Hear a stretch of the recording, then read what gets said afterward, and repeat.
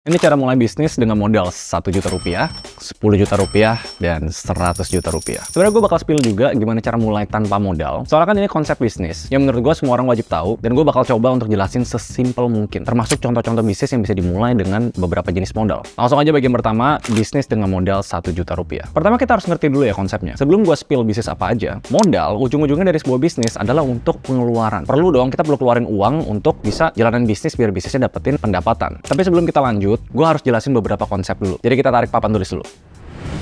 Pengeluaran dari sebuah bisnis bisa dikategorin di dua, capital expense sama operating expense. Capital itu yang jenisnya mungkin kayak sekali beli. Misalnya mau bisnis es krim, kalian harus beli mesin es krimnya. Sekali beli doang tuh. Atau bisnis printing fashion, kalian beli mesin printnya. Nah itu capital expenditure. Di satu sisi yang satu lagi, ada yang namanya operating expenditure. Semua biaya yang dibutuhin untuk menjalankan bisnis. Dan sifatnya bisa setiap bulan keluar terus. Yang kayak gaji karyawan, bayar kantor, bayar listrik. Dan di bawah operating expense, bisa dikategorin kedua, variable cost atau fixed cost. Fixed cost itu sesuatu yang wajib kalian bayar, mau bisnisnya bagus, mau jelek, kalian bayar tiap bulan. Kayak gaji karyawan, sewa kantor, administrasi. Di satu sisi, ada juga variable cost. Ini yang gue paling suka banget nih. Jadi pengeluarannya cuma keluar kalau bisnisnya pun berjalan. Misalnya bagi komisi, profit sharing sama tempat kantor. Kenapa semua ini penting? Soalnya, di titik-titik modal yang berbeda untuk mulai bisnis, cara kalian puterin duitnya itu luar biasa beda dan penting banget. Nah sebenarnya teori CAPEX OPEX ini, gue bahas jauh lebih dalam. Termasuk seluruh strateginya di program yang lagi berjalan di Sevenpreneur nih. 7 hari, 14 sesi, gue kumpulin semua ilmu gue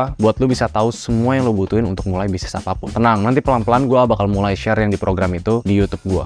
Again, kalau views video ini banyak. Makanya pantengin aja Instagram Sevenpreneur gratis kok. Misi gue buat ciptain banyak pengusaha di Indonesia. Balik lagi ke topik bisnis 1 juta rupiah. Dan ini berlaku untuk yang ratusan ribu ya. Untuk modal kecil, gue sangat saran untuk coret CAPEX-nya. Jangan beli bisnis yang harus mesinnya mahal-mahal atau alat-alat yang mungkin butuh modal gede. Tapi kan OPEX perlu ada. Gue perlu packaging, mungkin karyawan buat packing. Dan gue sangat saranin, untuk pengeluaran, jangan keluar fixed cost sama sekali. Yang kalian bisa kreatif adalah main di variable cost. Oh, sebelum gue lupa, ini hal penting banget. Kalau misalnya modal 1 juta, hal yang nggak boleh banget kalian lakuin adalah lupa subscribe. Sama nyalain lonceng kali ini. Oke, back to topic. Dengan modal 1 juta, kalian nggak punya leluasa untuk bisa ngestok barang banyak-banyak. Nggak bisa bikin produk atau jasa yang butuh riset dalam-dalam. Jadi bisnis yang cocok di kategori ini bisa dimulai dengan jual jasa atau freelancing, dropshipping. Jadi kalian jualin barang orang lain, kalian dapat komisi dari sana. Affiliate marketing. Jadi ada banyak jenis-jenis bisnis yang mungkin gue bakal taruh di layar juga, yang biasanya nggak butuh modal untuk memulai jualan. Terus 1 jutanya dipakai buat apa? Nggak ada capex, nggak ada fixed cost. Saran gue yang paling gede adalah kategori direct cost atau pengeluaran apapun yang menciptakan pendapatan.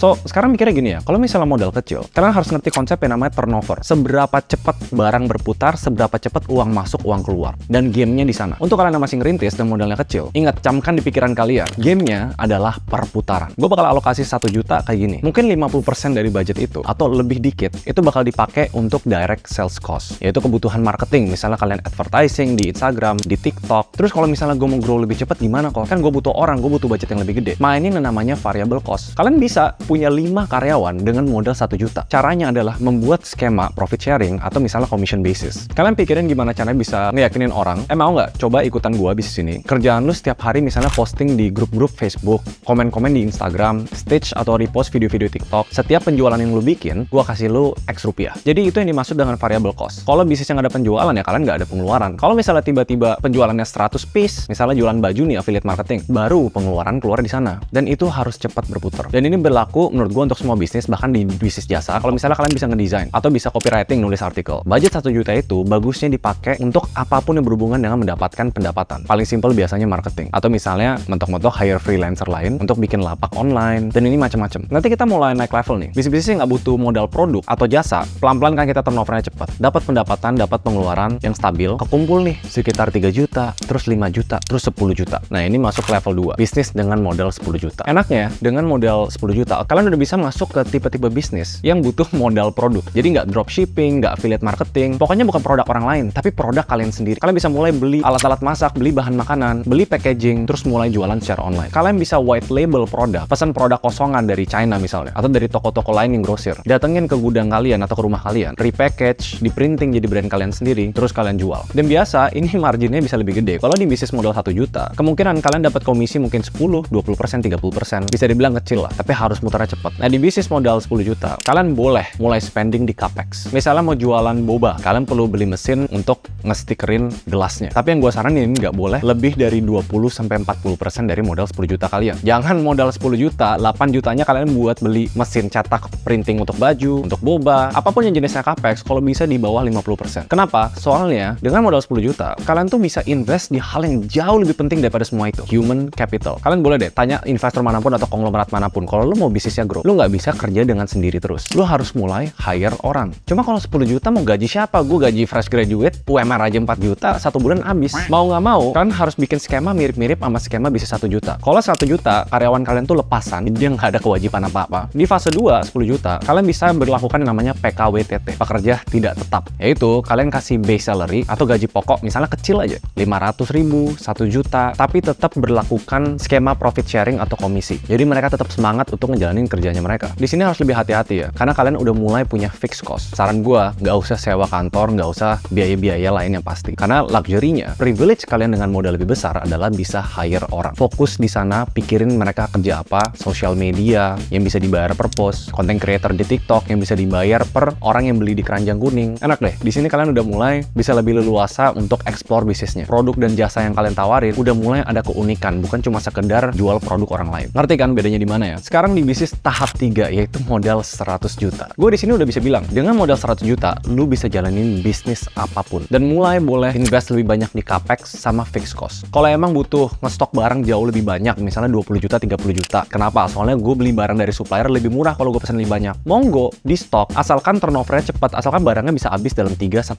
bulan. Kalau di bisnis 10 juta, kalau bisa barangnya habis dalam 1 bulan. Jadi itu namanya inventory turnover. Semakin gede modalnya, semakin ruang napas kalian bisa punya. Dan di sini kalian udah bisa ngejalanin bisnis berdasarkan divisinya masing-masing. Kalau gua ngajarin orang, selalu bilang bisnis itu ada 3 divisi, produk, marketing, dan operation. Biasanya kalau kalian bisnis owner, kalian selalu involved di produk atau marketing. Siapa nih yang mikirin produknya, packagingnya gimana, kalian udah bisa punya orang di sana. Marketing, udah ada orang khusus social media, khusus CS, jadi kalian nggak kerja sendiri lagi. Operation, sekarang kalian udah punya orang untuk ngerapin accounting kalian nih, keuangan. Udah ngurus semua perCS-an, nggak lewat kalian lagi yang balas DM. Kalau misalnya di fase 1, fase 2, fokusnya di perputaran yang cepat. Fase 3, dengan modal lebih gede, kalian harus lebih ngerti namanya keuangan. Pengeluaran boleh ditambahin, karena itu bikin grow-nya lebih cepat, tapi ngerti finance dan tetap bisa bertanggung jawab setiap bulan, misalnya pemasukan tetap lebih gede daripada pengeluaran. Dan ya udah, alokasinya bisa kayak gini. Capex 50%, misalnya buka cafe di mana gitu, 50 juta modal renovasi sama sewa kecil-kecilan. Gaji 3-4 orang untuk masak, waiter, mungkin tim social media, sama tim accounting. Dan akhirnya, walaupun bukan gara-gara modal ya, kalian ngejalanin bisnis yang sebenarnya. Karena bisnis pada umumnya, itu tuh harus ada 3 ini. Bisnis itu sebuah organisasi yang mencari laba atau profit dengan menjual produk atau jasa. Kalau misalnya kalian untung dengan menjual barang, tapi nggak ada tim, sama aja bohong. Jadi bisa dibilang sebenarnya, di bisnis modal 1 juta yang gua ajarin, itu bukan ngejalanin bisnis, tapi ngejalanin self-employment. Tapi kan itu step satunya. Jadi apa yang kita pelajarin di sini, sebenarnya modal bukan alasan orang untuk nggak memulai sesuatu. Cuma modal itu alat untuk mempercepat kita mencapai tujuan bisnisnya. Bisa kok mulai dengan 1 juta, selama kalian ikutin strategi yang tadi. Terus yang terakhir gimana? Bisnis yang nggak pakai modal. Kalian bisa copy paste semua yang ada di strategi bisnis 1 juta. Tapi mau nggak mau, kalian nggak punya pengeluaran yang bisa dilakuin untuk direct sales cost. Untuk mencari pendapatan, kalian mau nggak mau harus jualan dengan sendirinya. Dan belajar yang namanya organic marketing. Mulai dari seorang diri nih, kalian harus datang ke Facebook, lihat grup-grupnya, post terus di Instagram pakai hashtag yang benar, join komunitas-komunitas secara diri ya, datang misalnya jualan barangnya, mau nggak mau, sampai kalian nggak kumpul berapa ratus ribu, sampai kalian nggak kumpul 1 juta, baru kalian belajar dan bisa putar uang itu untuk mencari pendapatan lagi. Mulai bikin skema sama beberapa orang yang sifatnya komisi, full variable cost. Tapi ya kalau misalnya ada orang yang terbantu dari video ini sih, gue more than happy. Karena again, gue lagi ngebangun Sevenpreneur. Salah satu misi hidup gue adalah gue bisa ciptain sebanyak mungkin pengusaha di Indonesia. Karena kalau banyak, Indonesia bisa jadi negara maju. Dan itu salah satu passion gue yang gue dalamin banget. Sebenarnya gue prediksi ya, video ini tuh viewsnya nggak banyak karena sebagai content creator, kalau cuma edukasi, walaupun bermanfaat banget, orang nggak bakal nonton sampai habis. Tapi kita coba ya. Gimana? Kebayang nggak overall strategi dan perbedaan mulai bisnis dengan modal 1 juta, 10 juta, dan 100 juta? Semoga bermanfaat. I guess I'll see you guys in the next video. Bye-bye.